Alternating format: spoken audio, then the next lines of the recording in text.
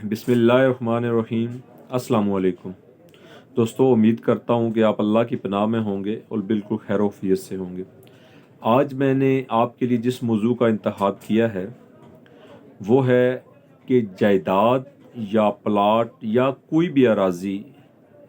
लेते वक्त आपको किन किन एहतियाती तदाबीर का ख्याल रखना चाहिए और किस तरीके से आप धोखाधड़ी से, फ्रॉड से या नौसरबाज़ों के हाथों बच सकते हैं। क्योंकि बदकिस्मती से हमारे मुआशरे में इस वक्त इन लोगों की तादाद बहुत बेशुमार हो चुकी है और ये लोग एक एजेंट की शक्ल में बाज़ औक़ात और बाज़ औक़ात एक शरीफ आदमी की शक्ल में आपके नज़दीक लोग आपके दोस्तों की शक्ल में होते हैं और आपको इनकी आगाही नहीं होती और ये कानूनी पेचीदगियों का शिकार करके आपको परेशान करते हैं और आपको फिर अदालतों का सामना करना पड़ता है और आपको लिटिगेशन फेस करनी पड़ती है।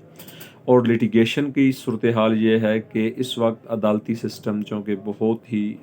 परेशान कुन हालत तक स्लो है, जिसकी वजह से लोग फिर अपनी लाखों और करोड़ों की जमा पूंजी जो है वो ज़ाया कर देते हैं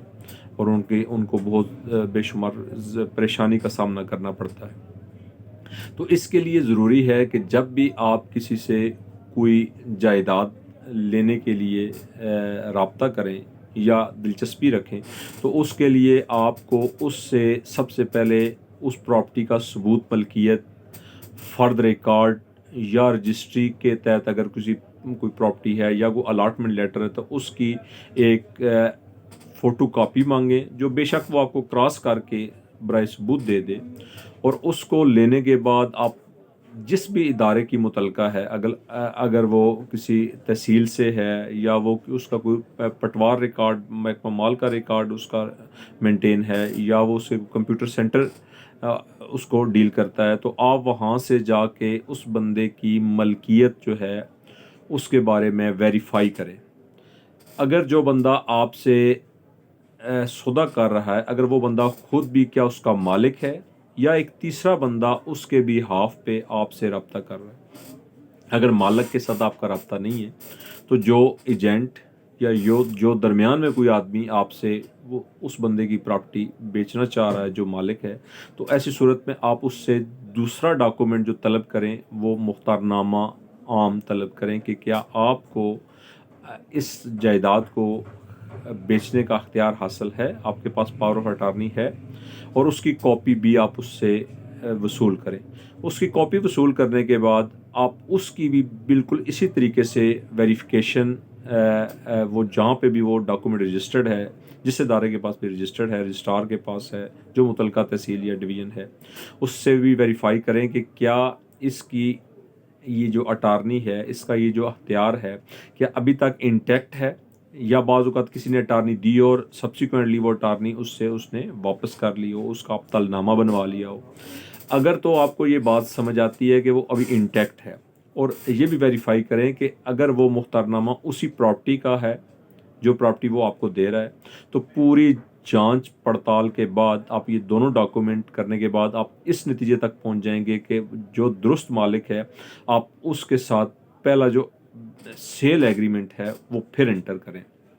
हम करते क्या हैं कि जैसे ही किसी के साथ गुफ्तगू हुई, किसी जगह कोई आपस में रेट तय पाया,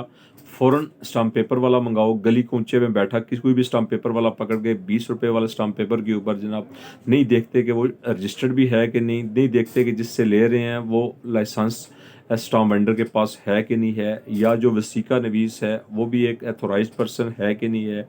हम फ़ौरन किसी कानूनी राय लिए बगैर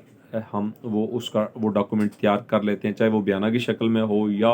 मुकम्मल रकम की अदायगी की शक्ल में हो या कब्ज़ा डिलीवर करने की शक्ल में हो। जो भी पहला स्टेप आप उस एग्रीमेंट के ज़रिए उठाते हैं तो वो हम डॉक्यूमेंट इमीडिएटली तैयार कर लेते हैं। वो बुनियादी डॉक्यूमेंट होता है,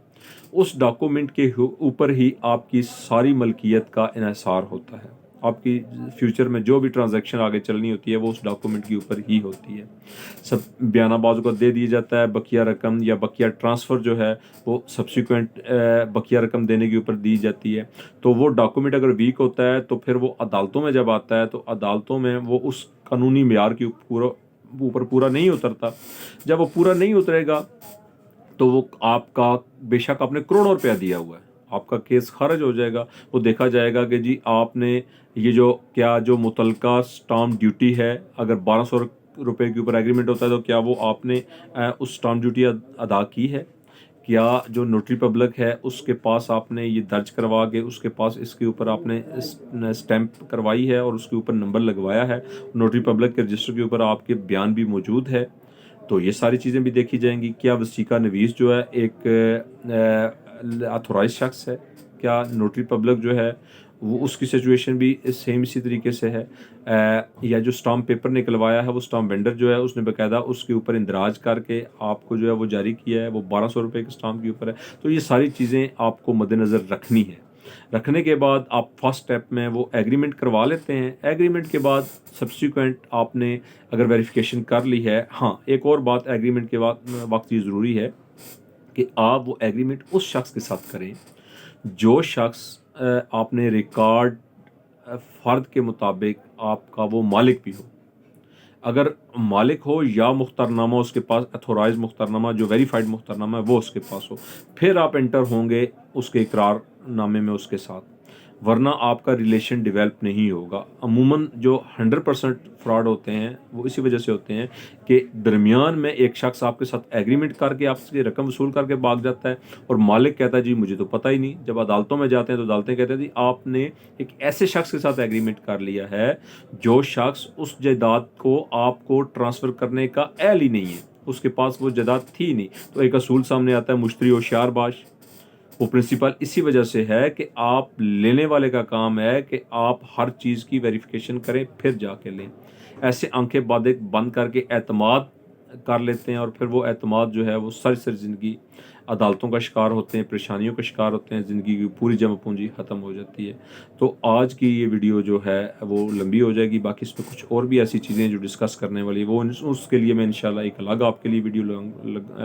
لاؤں گا. تو آپ نے آج ان ساری چیزوں کا خیال رکھنا ہے. پھر انشاءاللہ ملاقات ہوگی. انہی الفاظ کے ساتھ اجازت چاہتا ہوں. خدا حافظ.